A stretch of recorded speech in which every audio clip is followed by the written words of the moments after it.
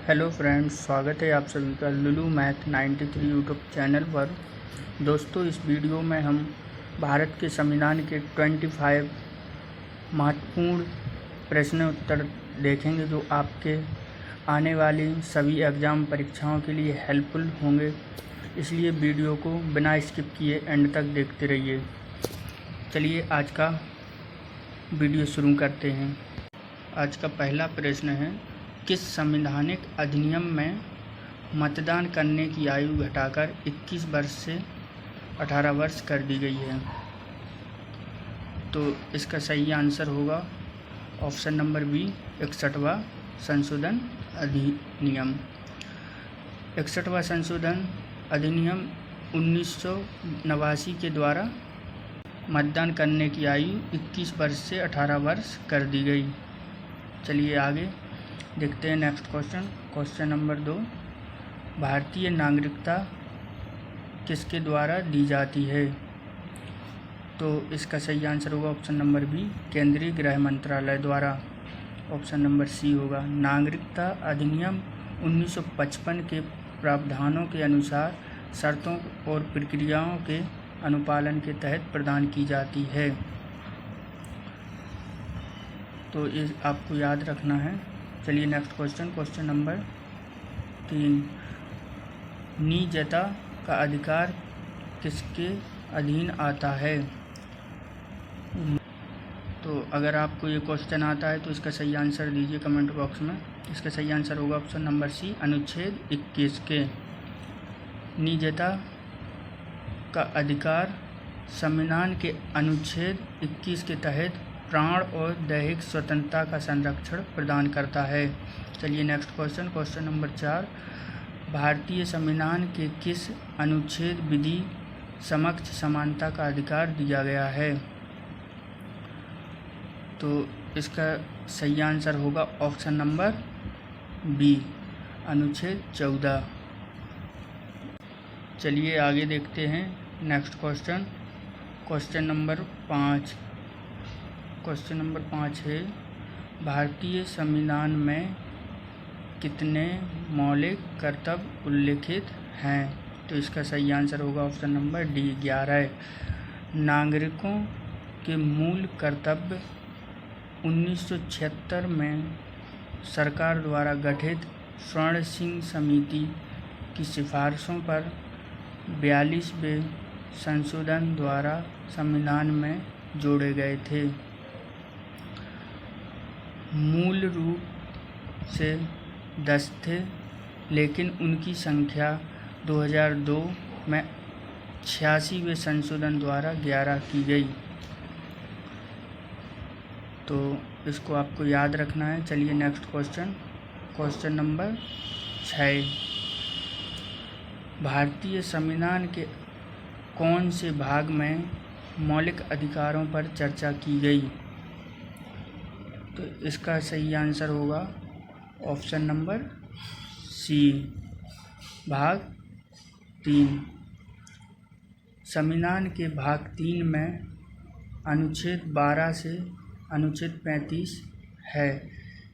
इन्हें संयुक्त राज्य अमेरिका के संविधान से लिया गया है। आगे देखते हैं। चलिए नेक्स्ट क्वेश्चन नंबर 7। भारतीय संविधान के अनुसार संपत्ति का अधिकार है। तो इसका सही आंसर आप लोग कमेंट बॉक्स में दीजिए।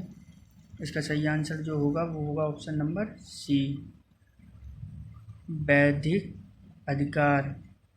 संपत्ति के अधिकार को 1978 में 44वें संशोधन द्वारा मौलिक अधिकार अनुच्छेद 31 की सूची से हटाकर अनुच्छेद 301 के अंतर्गत कानूनी अधिकार बनाया गया था। तो आप लोगों को ये मोस्ट इम्पोर्टेंट क्वेश्चन है, इसको याद रखना है।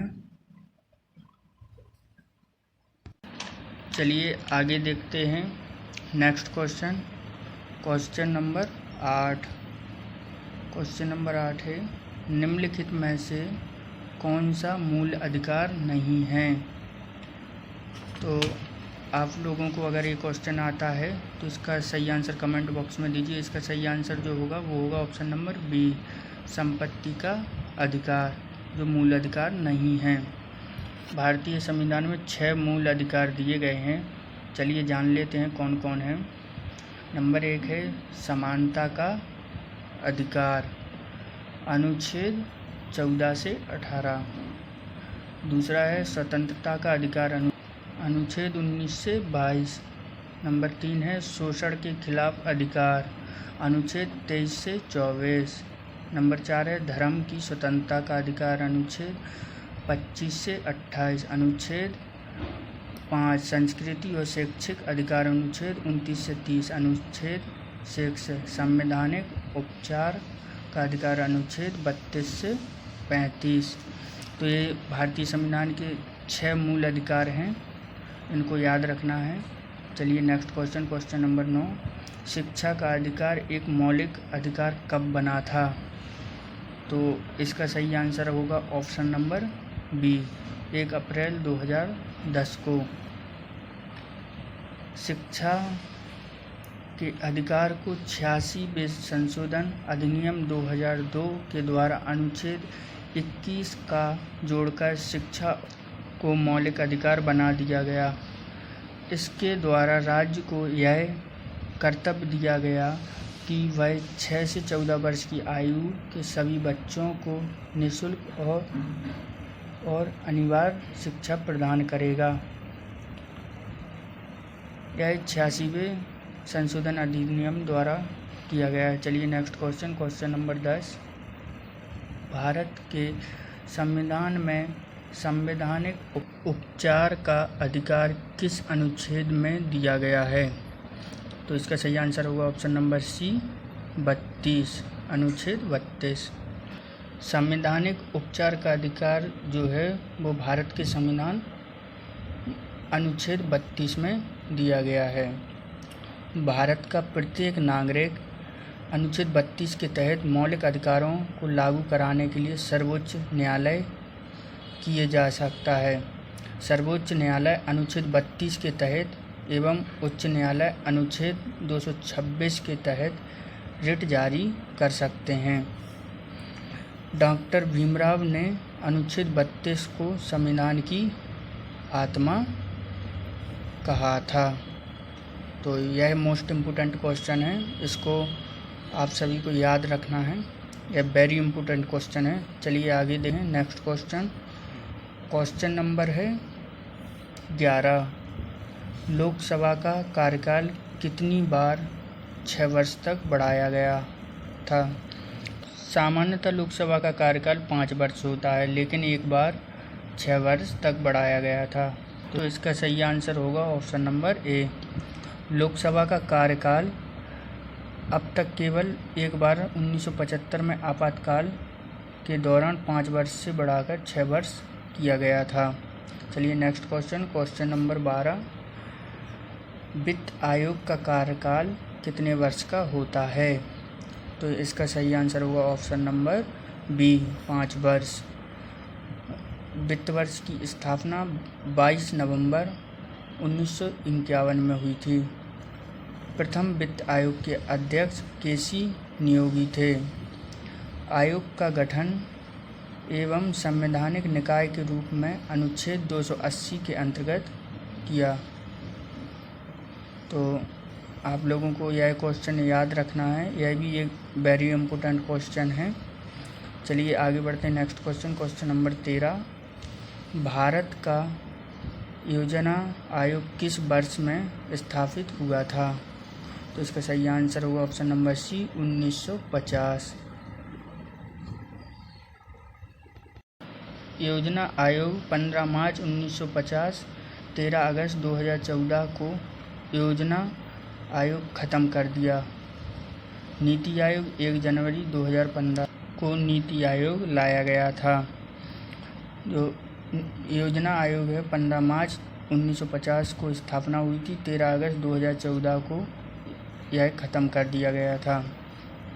तो इसके स्थान पर नीति आयोग 1 जनवरी 2015 को लाया गया था। चलिए next question, question number 14, Rajya Sabha के सभापति कौन होते हैं?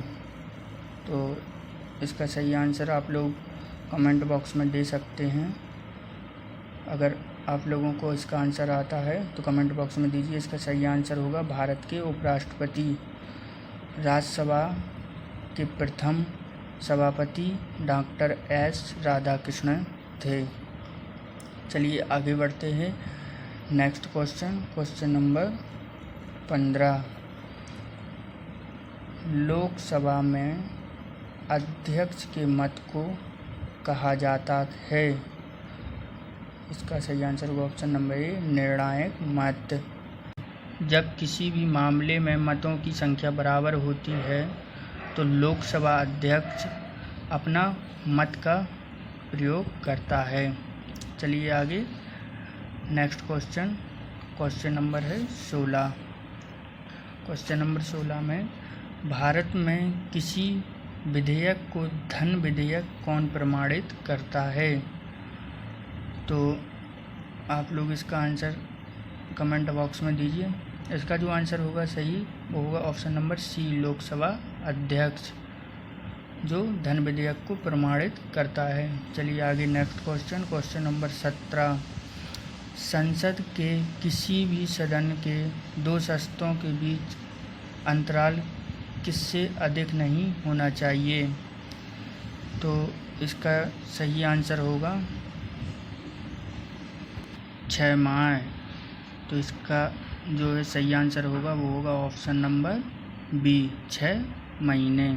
चलिए आगे नेक्स्ट क्वेश्चन नंबर 18। भारत सरकार का मुख्य विधि अधिकारी कौन है? तो इसका सही आंसर होगा ऑप्शन नंबर डी, भारत के महान्यायवादी। अटॉर्नी जनरल भारत सरकार का मुख्य कानूनी सलाहकार तथा उच्चतम न्यायालय में सरकार का प्रमुख वकील होता है। महान्यायवादी की नियुक्ति अनुच्छेद 76 भारत के राष्ट्रपति के द्वारा की जाती है। चलिए आगे नेक्स्ट क्वेश्चन नंबर 19 है। लोकसभा अध्यक्ष के रूप में निर्वाचित प्रथम महिला का नाम बताइए।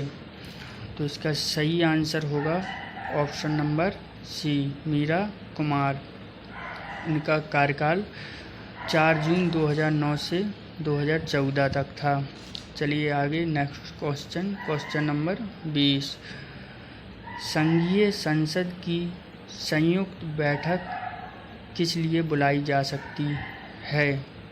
तो इसका सही आंसर होगा ऑप्शन नंबर डी, किसी गैर वित्तीय विधेयक पर दोनों सदनों में गतिरोधक के समाधान हेतु बैठक बुलाई जा सकती है।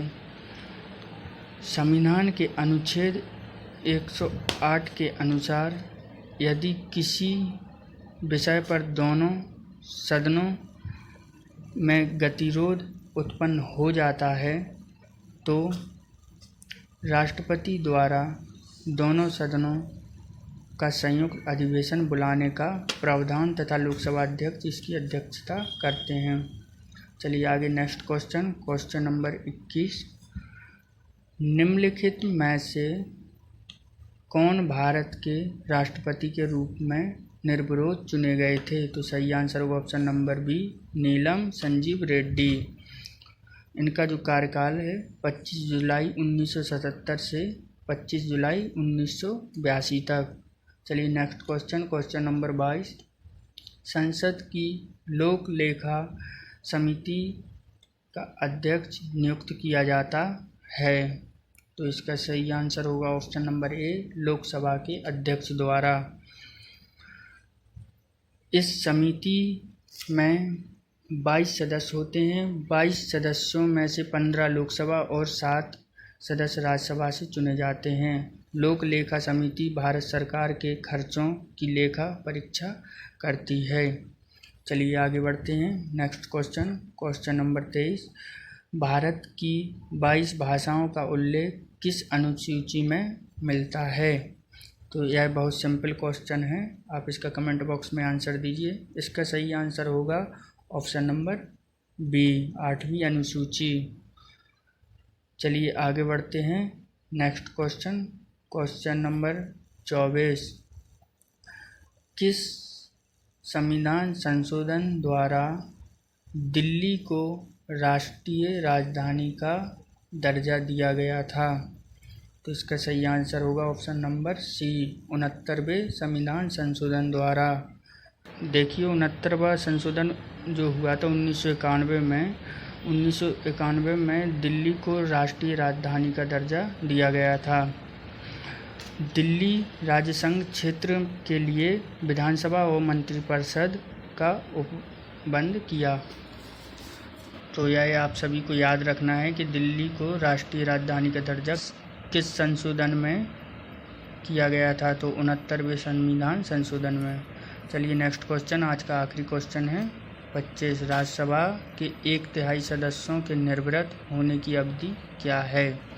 जैसा कि हम पहले बता चुके हैं, राज्यसभा जो है यह एक स्थायी सदन है। यह प्रत्येक 2 वर्ष में 1/3 सदस्य निर्वाचित होते हैं। तो इसका जो सही आंसर होगा वो होगा ऑप्शन नंबर ए, यानी प्रति 2 वर्ष। तो दोस्तों आज के लिए इतना ही। उम्मीद है कि आप लोगों को यह वीडियो पसंद आया हो। तो आप लोग अगर पहली बार वीडियो देख रहे हैं हमारे इस चैनल पर, तो चैनल को सब्सक्राइब कीजिए, लाइक कीजिए, ताकि सबसे पहले आपको नोटिफिकेशन मिल सके। धन्यवाद।